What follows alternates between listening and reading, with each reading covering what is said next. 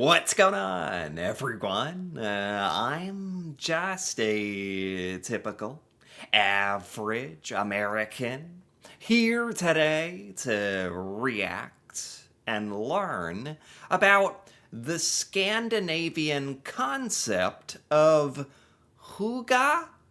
I think I'm pronouncing that right, but apparently this word doesn't even exist in the English language, but it roughly translates to a warm, cozy feeling or something like that. So today I want to check out this video explaining how embracing Hygge could really benefit Americans. So let's take a look. In the bitter cold of a Minnesota winter, Ingebretsen's Nordic marketplace offers an oasis of coziness. Fuzzy blankets, Okay. socks and sweaters, a plethora of coffee mugs, and lots of candles. We really think Okay. of this space as our home. Anna Bloomstrand's great-grandfather started Ingebretsen's as a small corner market in the 1920s. Folks still think of us as a space where people can come and explore items that So I'm a little confused. This is like a shop. This is actually in the United States, so I guess they based this off of like a Scandinavian sort of Hygge idea, or I don't know. It seems like a very cozy, nice shop, but what is the point of this? How can Americans like benefit from this idea by having more fun shops with candles, or I don't know. Like maybe someone from a Scandinavian country would understand this a little bit better, but let's see. connect them to their cultural heritage. We like to try to highlight that and make it easy for people to explore the culture, even if they're not Scandinavian. Okay. In recent years, that's meant leaning into a Scandinavian concept with growing popularity in the U.S. It's called Hygge. Hygge is very Hygge. I think in a video I did a while ago, I've heard a bit about this. It's something with like the cozy, warm, comfortable, like culture in Scandinavia, and I know in Norway you have this, and it sounds fun. Or what is the point exactly? This is a store that they clearly built. It was inspired off of like Nordic ideas. So, I mean, it's cool. I didn't know that this was gaining any popularity in the United States. I have to admit, I haven't heard anything about this. near and dear to my heart. It means creating a warm environment, snuggling in, reading books, sitting by the fire. To make Okay. home a warm and happy place. Hygge also means I mean, that sounds great. I mean, I think here in the US, a lot of Americans try to make their home like feel like a home. You know what I mean? Like feel safe, comfortable. We don't usually identify it with like cozy, warm, cozy, snuggly. That's a little specific. I guess that's like extra important, especially now in the winter, to like sort of embrace those types of feelings. I don't know. I've never really thought about it. it's kind of like simplifying things, stepping back, letting things not be great. Klaus Anderson is a professor of Scandinavian studies at the University of Wisconsin-Madison. Originally from Denmark, where Hygge is part of the national identity, Anderson Okay. defines the term as pleasant togetherness. Pleasant togetherness. What? I'm still a little confused over Because now I'm hearing a lot of different definitions of, maybe it's just difficult to describe what exactly this is. Comes with this air of happiness, of contentment, of having a more balanced life.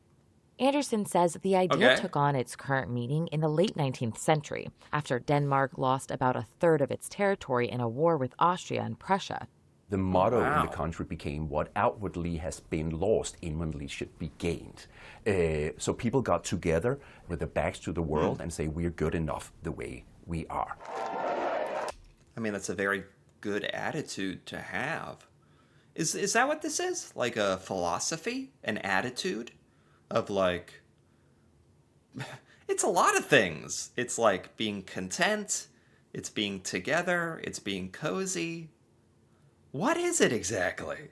He says Hygge gained popularity in the UK around 2015, when the country was debating its exit from the European Union. The year after is when it came to the US, is where you saw the Hygge books exploding. You saw the first social media posts. And that, of course, right, was at the time of Donald Trump's election to his first presidency. So I think these moments, right, both in Denmark, in the UK, and in the US, where you sort of turn you back to the world, is where... I gotta be honest, like... Maybe this has some popularity in some parts of the U.S. I've never heard of this in the U.S. I've never heard of the books or, like, anybody ever talk about this, ever. I think most Americans don't know about this at all, including me. Hygge then comes to play. Hygge was a runner-up for Word of the Year in 2016. Now, there are millions of Hygge posts across social media, with scenes of fireplaces, steaming mugs, people snuggled under warm blankets. Oh, wow. This idea that we post the moments, right, is antithetical to the idea of Hygge, because when we are on social media, we are not paying attention to the people we're with. We're not engaged in pleasant togetherness. We're more interested in staging it. Pleasant togetherness. Being present in the moment, being happy, social? Is that part of it, being social? Or being present and being comfortable and... Okay, I'm kind of getting an idea. It's obviously difficult to explain. We don't have anything like this kind of idea. It's really cool that you have a word for it, Hygge, or however you say it. And it's also funny how trying to post it on social media is like actually counter to what it stands for. That's kind of ironic. So here's what Anderson does. We have what we call afternoon snack, where even though the kids are older now, right, they're around the house, we're all busy, and then at one point during the afternoon, we all sit down together. And being there, right, being together for those minutes, right, just breathing, seeing each other, and just insisting on this is important because we're together. That's all that matters. That is an instance of Hygge. So there's a lot of different examples of Hygge. It's difficult to understand as an American, I'm going to be honest, but I'm getting an idea.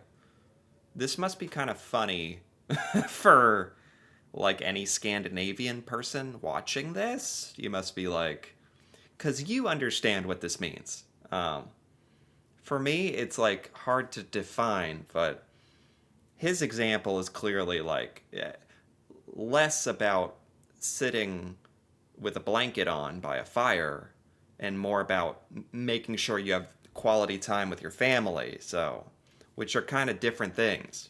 And while he says Hygge is inherently anti-materialistic, he points to one item that can really help: candles. Candles! Something that creates a certain intimate atmosphere. It makes you want to sit down and stay at the dining table maybe for 2-3 minutes longer than you would have otherwise.